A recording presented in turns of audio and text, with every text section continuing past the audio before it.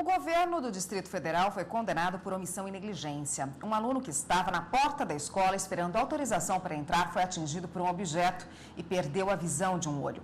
Para a Justiça, houve falha na prestação do serviço público. Há 6 anos, Vinícius tem a responsabilidade de controlar diariamente 2.300 alunos cheios de energia. Ele é supervisor de apoio educacional e a equipe coordenada por Vinícius acompanha os estudantes desde a chegada até a saída da escola. A gente tem uma equipe de segurança no estacionamento que esse aluno, chegando, ele já começa a ser monitorado.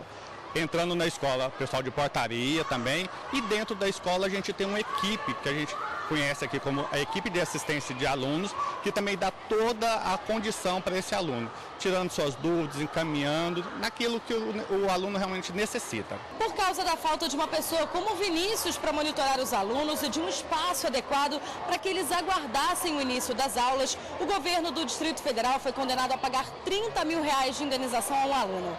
Ele ficou cego de um olho depois de ser atingido por uma barra de ferro que foi arremessada por um outro estudante que tentava colher manga. Eles estavam a 20 metros do portão da escola, aguardando a autorização para entrar. Para os magistrados, houve omissão e negligência por parte da instituição e falha na prestação do serviço. Todo prestador de serviço público, ele responde pelos danos causados pela má prestação de serviço. Foi caso como esse que faltou o dever de vigilância e proteção. Em casos de escolas particulares onde existe relação de consumo, casos como este podem ser tratados com base no Código de Defesa do Consumidor e também no Código Civil. O artigo 932, inciso 4º do Código Civil, estabelece essa obrigação de vigilância e proteção, assim como o Código de Defesa do Consumidor, que exige uma prestação de serviço eficaz e que preserve a integridade também de todos os alunos. Além da indenização, o governo do Distrito Federal também foi condenado a pagar o tratamento médico. O governo já recorreu da decisão. E para falar mais sobre esse assunto, eu recebo aqui no estúdio o advogado e professor da UNB, Frederico Viegas. Boa tarde. Boa tarde. Professor, nesse caso de brigas em escola, como a gente viu aí, o garoto brigou na frente da escola e foi atingido por um objeto no olho. De quem é a responsabilidade? Vimos aí que a responsabilidade foi considerada da escola, mas como assim se dá essa responsabilidade se é um serviço público? O fato de ser um serviço público não retira a responsabilidade. O Estado também é responsável. E ainda mais tratando de duas coisas, saúde e educação, essa responsabilidade ela é muito mais clara porque são atividades preponderantes, tá? São princípios preponderantes que nós temos na Constituição. O que aconteceu aí? Tá? Dentro do que houve, dentro dos fatos, tá? Você tem que se deu bem na imediação da escola. Tá? Se falou até em 20 metros da escola.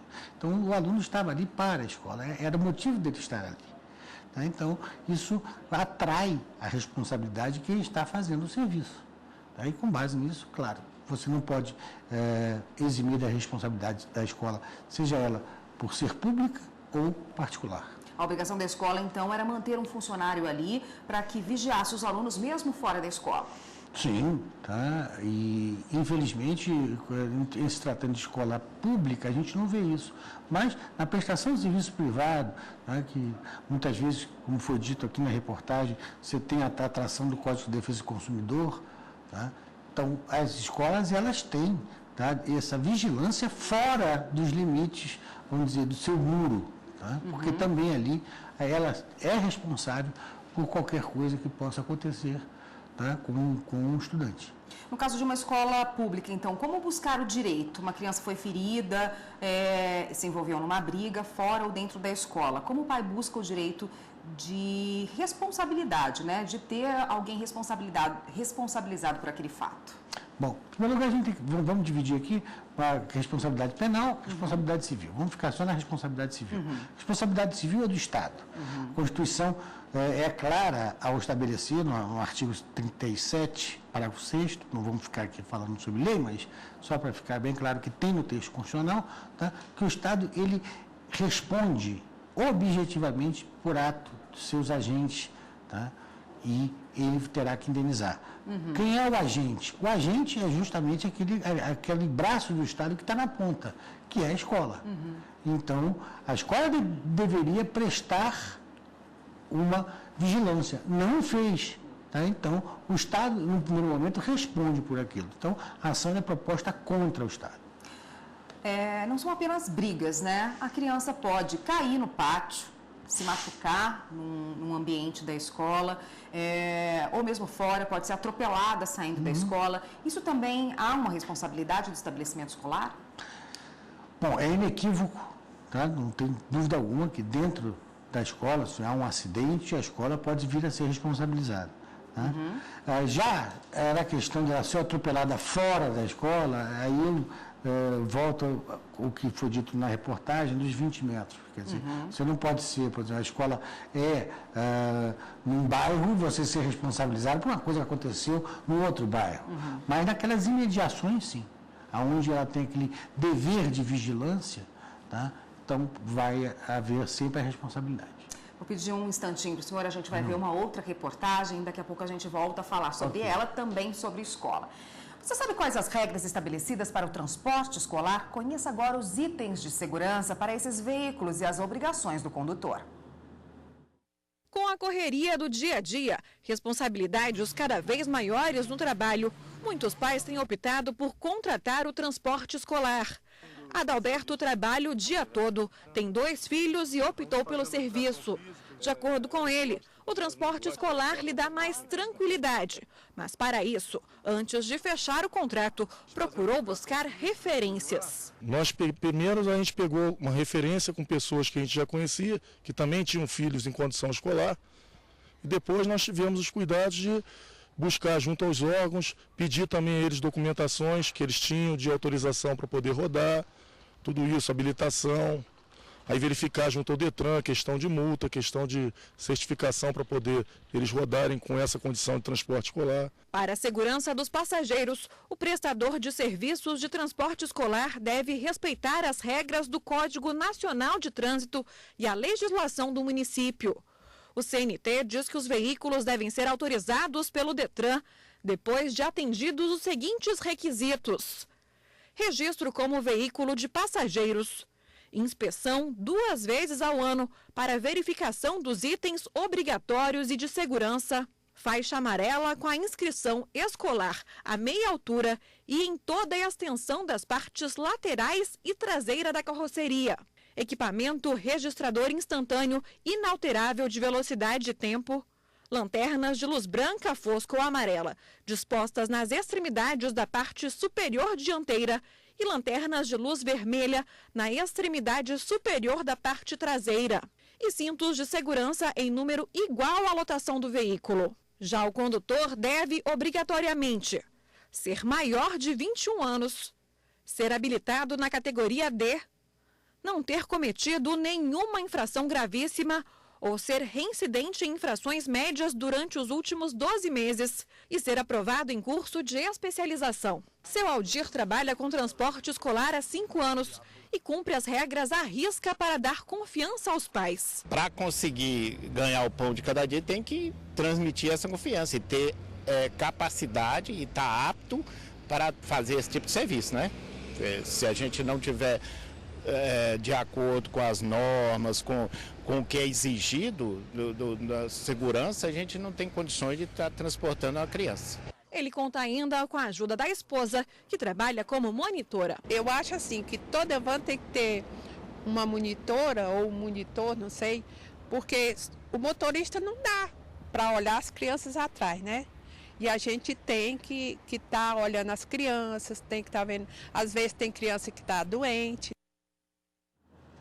Bom, e nós voltamos a falar com o advogado Frederico Viegas agora sobre o transporte escolar. Professor, esse tipo de transporte tem que ter essa autorização do Detran ou está irregular, né?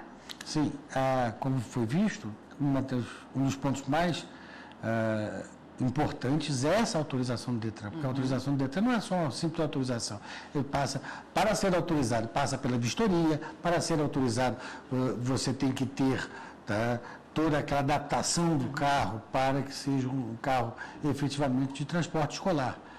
Então, é o primeiro passo que que você tem. Se o pai for contratar um serviço, ele tem que conferir essa autorização. Deve conferir sempre. E a quem compete a fiscalização para ver se esse transporte está funcionando regularmente ou é um veículo irregular? Não. Em primeiro lugar, tá, ao próprio DETRAN. Tá, o Departamento de Trânsito de cada município, de cada estado, tá, aqui no caso do DF, tá, também no Distrito Federal. Tá. Também você não pode dizer que não há responsabilidade, pelo menos de forma concorrente, da Secretaria de Educação. Porque é o meio que você tem de levar a criança à escola. E de garantir o acesso. acesso. E de garantir o acesso à escola. Então, a gente volta àquela questão constitucional, tá, que um dos princípios constitucionais mais importantes é o princípio da educação. Então, você tem, ou o Estado, ele mesmo dá esse transporte, ou tá, tem que fazer uma efetiva fiscalização para quem vai prestar esse serviço. Bom, e esse serviço, o transporte escolar, ele tem que ter uma série de regras. Tem que ter o cinto de segurança, tem que ter monitor para cuidar das crianças, um número limite de crianças só, não pode ter superlotação. É dever do pai também checar todos os itens de segurança, se o transporte que ele está contratando, se esse serviço que ele está contratando está certinho, ou também, se acontecer alguma coisa, ele pode ser responsabilizado caso ele seja negligente em verificar isso. Eu não diria que seja um dever do pai, é um direito do pai. É um direito, muito mais do que o dever, é um direito. O que acontece no Brasil é que a gente troca essa polaridade, o que é direito e o que é dever, porque a gente já está tão ressabiado do que pode acontecer, que a gente não confia, então a gente quer checar. Tá? Mas, claro, se você se coloca numa situação em que você vai, tá, agravar a posição do seu filho, você pode vir a ser responsabilizado. Tá? A gente teve um caso muito emblemático, recente, de um bebê no Rio de Janeiro, tá, que estava num suposto transporte escolar, que não era transporte escolar, era pirata, e que a moça saiu, aí depois você descobriu que ela saiu para fazer as unhas, quer dizer, ali a culpa é dela e também a culpa é da mãe que contratou. Tá? Você não pode dizer que a mãe também não seja culpada. Nesse caso, então, se acontecer algum acidente, quem é responsabilizado? Veja bem, acidente pode ocorrer em qualquer momento. Tá? Basta você estar trafegando na rua. Tá? Agora, há infração à legislação ou não há? Se houver infração, então você vai saber quem é o infrator e o infrator vai ser responsabilizado. Se não há infração, porque pode ser por culpa, pode ser por um mero descuido, que não necessariamente você vai ter que achar um culpado, querer responsabilizar alguém. Tá? Isso, a responsabilidade ela é bem clara no momento em que você tem uma pessoa que descumpre a lei. Tá ótimo, muito obrigada. Eu conversei aqui com o advogado e professor Frederico Viegas sobre o transporte escolar e também a responsabilidade das escolas. Obrigada pela participação. Até uma próxima.